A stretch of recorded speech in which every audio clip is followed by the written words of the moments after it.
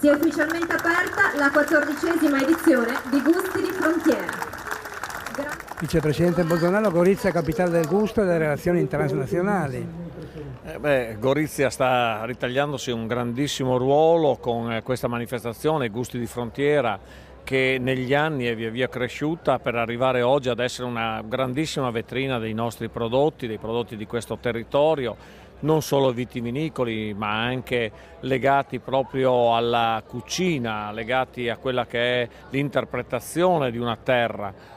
Questa è una terra straordinaria, magari poco conosciuta, una terra di confine, ma nello stesso tempo ha la capacità di essere al centro di una serie di grandissime innovazioni. La vitivinicoltura ovviamente è stata negli anni, grazie al Collio, sicuramente uno dei traini della nostra economia agricola, ma possiamo ben dire che anche altre produzioni di nicchia, ad esempio la rosa di Gorizia, che non arriva neanche a soddisfare tutte le richieste che ci sono ovviamente, e così continuando. E questo dal punto di vista dell'enogastronomia, ma poi abbiamo il punto di vista del turismo. Questo è un territorio poco conosciuto, in grado di avere ulteriori attrattività, lo sarà sempre di più, e avere manifestazioni che richiamano tante migliaia di persone, decine di migliaia di persone, non solo dal territorio del Friuli Venezia Giulia ma anche dai paesi contermini. Qui contermine con la Slovenia possiamo usare anche la battuta, però oramai Gusti di Frontiera attira davvero moltissime persone da molto lontano. Abbiamo fatto così una stima che arrivano da circa 250-300 chilometri di raggio, e quindi è sicuramente una delle manifestazioni che si sta ritagliando il peso maggiore nell'enogastronomia della nostra regione.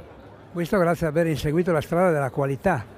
Senza la qualità oggi non si va da nessuna parte e la qualità diventa fondamentale. Ne parlavamo prima con Davide Paolini, il gastronauta. Lui da sempre nelle pagine del suo giornale, della sua radio, continua a dire feste di popolo bene ma con grande qualità. Se non c'è la qualità non andiamo da nessuna parte, e noi qui siamo in grado di interpretarla al meglio, e quindi va messa in vetrina questa qualità. Assessore Sauli, i Gusti di Frontiera è una straordinaria vetrina per i prodotti agroalimentari del Friuli Venezia Giulia.